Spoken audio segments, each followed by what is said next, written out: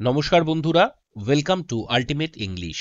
WBCS এবং miscellaneous পরীক্ষার জন্য আমরা একটা গুরুত্বপূর্ণ রিপোর্ট আজকে আলোচনা করব। বলে রাখি, এটা আমার পেইড ব্যাচের নোট, অর্থাৎ কোনো রকম চেঞ্জ করা হয়নি। টপিকটা একেবারেই সাম্প্রতিকতম, ইন্দাস ওয়াটার ট্রিটি। এবং আমরা জানি পেহেলগাম অ্যাটাকের পর ভারত এবং পাকিস্তানের মধ্যে এই যে ইন্দাস জলবন্টন চুক্তি, এটা ভারতের তরফ থেকে বাতিল করা হয়েছে। তো এই বিষয়ক আমাদের রিপোর্ট মোটামুটি ডব্লিউবিসিএস বা মিসলেনিয়াসে 200 শব্দের মধ্যে লিখতে হয়। এক্ষেত্রে আমার শব্দ সংখ্যা হয়েছে 204। যারা ক্লার্কশিপের পরীক্ষা দেবে তারা 150 শব্দের মধ্যে লিখবে। আর কিছুটা তোমরা তোমাদের বোধ বুদ্ধি অনুযায়ী বাদ দিতে পারো। তো চলো শুরু করা যাক আজকের স্পেশাল রিপোর্ট। বলা হচ্ছে কি, ইন্দাস ট্রিটি আন্ডার থ্রেট। তো সবার প্রথম দেখো, এখানে প্রথম যে লেটারগুলো রয়েছে প্রত্যেকটা শব্দের, সেগুলো কিন্তু আমরা ক্যাপিটাল লেটারে লিখেছি। তুমি চাইলে পুরোটাও ক্যাপিটাল লেটারে লিখতে পারো, বা নিদেন পক্ষে প্রথম লেটারগুলো ক্যাপিটাল লেটারে লিখবে। যদিও প্রিপোজিশন বা আর্টিকেল মধ্যিখানে থাকলে এর আওতাভুক্ত হবে না। এরপর আমরা কি লিখেছি, আর রিপোর্ট বাই এবিসি। আমরা চাইলে স্টাফ রিপোর্টারও লিখতে পারি যদি তোমাকে ডেস্ক রিপোর্ট দেয়। আদারওয়াইজ আর রিপোর্ট বাই এবিসি, এক্সওয়াইজেড এগুলো সব ক্ষেত্রেই চলতে পারে, কারণ বর্তমানে কিন্তু এখন আর স্টাফ রিপোর্টার কথাটা কোনো পেপারে লেখা হয় না, বরং সরাসরি লেখকের নাম দিয়ে লিখতে হয়। এবার যেহেতু তুমি পিএসসির পরীক্ষায় নিজের প্রপার নাম ব্যবহার করতে পারবে না, তাই এবিসি, এক্সওয়াইজেড এগুলোর সহায়তা নিতে হবে। তো চলো শুরু করা যাক আজকের রিপোর্ট। বলা হচ্ছে, in the ওয়েক of the horrific attack on tourist in Pahalgam, India has adopted a firm and unprecedented posture, announcing the suspension of the Indus Waters Treaty.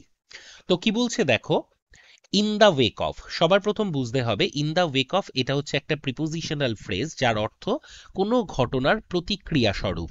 তার মানে পেহেলগ্রামে 26 জন টুরিস্টকে মেরে ফেলা হয়েছিল উগ্রপন্থীদের দ্বারা, তারই কাউন্টার অ্যাটাক হিসেবে বা তারই প্রত্যুত্তর হিসেবে ভারত কি করেছে, সিন্ধু জলবন্টন চুক্তিকে স্থগিত করেছে বা বাতিল করেছে।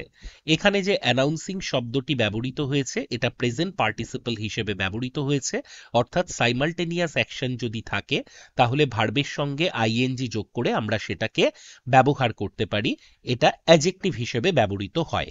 এখানে যে শব্দটি ব্যবহৃত হয়েছে পশ্চার, পশ্চার বলতে এখানে ভারতবর্ষের স্ট্যান্ড অথবা স্টান্সের কথা বলা হয়েছে, যেটা ফার্ম মানে কঠোর এবং আনপ্রেসিডেন্টেড অর্থাৎ অভূতপূর্ব।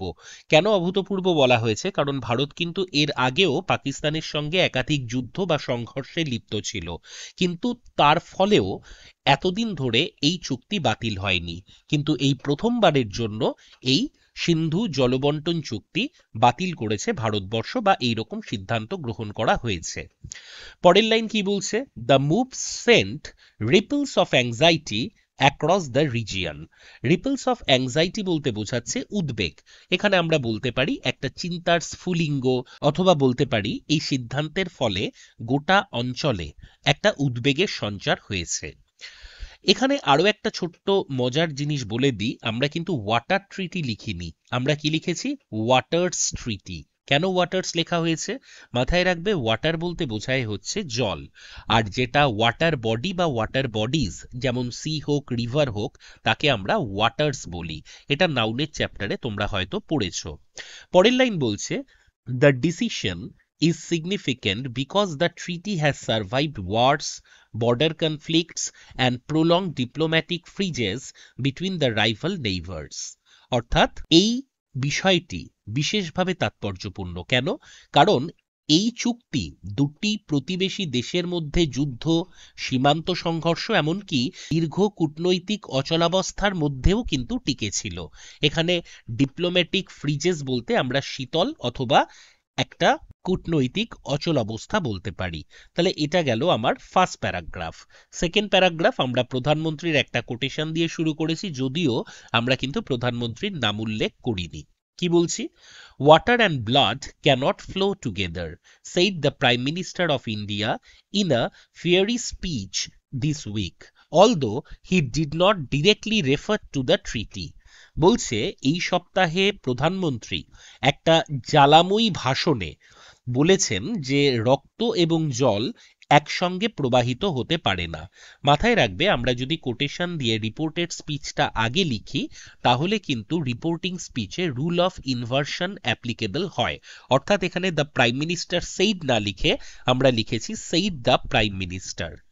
পরের লাইন বলছে, the use of water is governed by the Indus waters treaty which was mediated by the World Bank and signed by the neighbours in September 1960। এখানে মিডিয়েটেড বলতে মধ্যস্থতা বোঝায়। তাহলে পুরো লাইনটার অর্থ হচ্ছে 1960 সালের সেপ্টেম্বর মাসে বিশ্বব্যাংকের মধ্যস্থতায় স্বাক্ষরিত এই চুক্তির মাধ্যমেই দুটি দেশের মানে ভারতবর্ষ এবং পাকিস্তান এদের মধ্যে জলবন্টনের নিয়মটা নির্ধারিত হয়েছিল।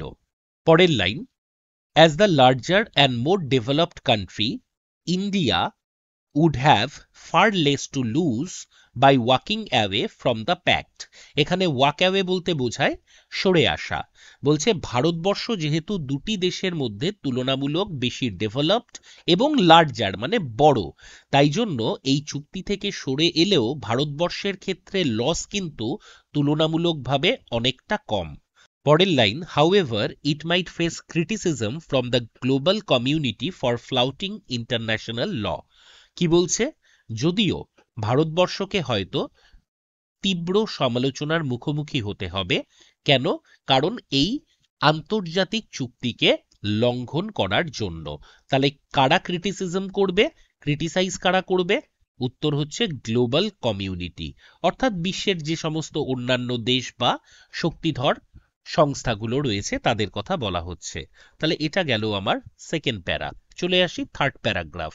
এখানে আমরা পাকিস্তানের কিছু বক্তব্য ছোট করে লিখব, 1-2 লাইনের মধ্যে, তার বেশি নয়। বলছে, Pakistan called India suspension of the treaty an act of war. অর্থাৎ পাকিস্তান এই চুক্তি লঙ্ঘন বা চুক্তি বাতিলকে যুদ্ধের সমতুল বলে ঘোষণা করেছে। India on the other hand is developing a long term strategy to ensure the effective implementation of the treaty. তার মানে অন্যদিকে ভারত দীর্ঘমেয়াদী কৌশল প্রণয়ন করছে যাতে এই চুক্তিকে কার্যকর এবং বাস্তবায়ন করা যায় বা সেটাকে নিশ্চিত করার জন্য, তার বাস্তবায়ন নিশ্চিত করার জন্য। Whether old or reworked, a functioning Indus Waters Treaty is critical, especially for India and Pakistan, both of which are bearing the brunt of climate change and mounting pressure on their freshwater resources। এখানে একটা idiom ব্যবহার করা হয়েছে, সেটা হচ্ছে bear the brunt of। bear the brunt of বলতে বোঝায় to have the main shock of, অর্থাৎ কোনো একটা ঘটনা ঘটলে তার মূল অভিঘাত যার বা যাদের ওপর গিয়ে পড়ে সেইটাকে বলা হয় bear the brunt of। তাহলে এই যে লাইন, এখানে কি বলা হচ্ছে? বলছে whether old or reworked, অর্থাৎ এটা পুরনো হোক বা নতুনভাবে এই চুক্তিটা পুনর্গঠিত হোক বা এর ফলে কিছু চেঞ্জেস আসুক, a functioning Indus waters treaty is critical. তার মানে সিন্ধু জলচুক্তি এটা কার্যকর হওয়া দু দেশের পক্ষেই গুরুত্বপূর্ণ। কেন গুরুত্বপূর্ণ? কারণ India and Pakistan, both of which are bearing the brunt of climate change and mounting pressure on their freshwater resources। কারণ ভারত এবং পাকিস্তান উভয় দেশই জলবায়ুর পরিবর্তন এবং পরিশ্রুত জলের ওপর একটা ক্রমবর্ধমান যে চাপ সেইটার মুখোমুখি কিন্তু বিগত কয়েক দশক ধরেই।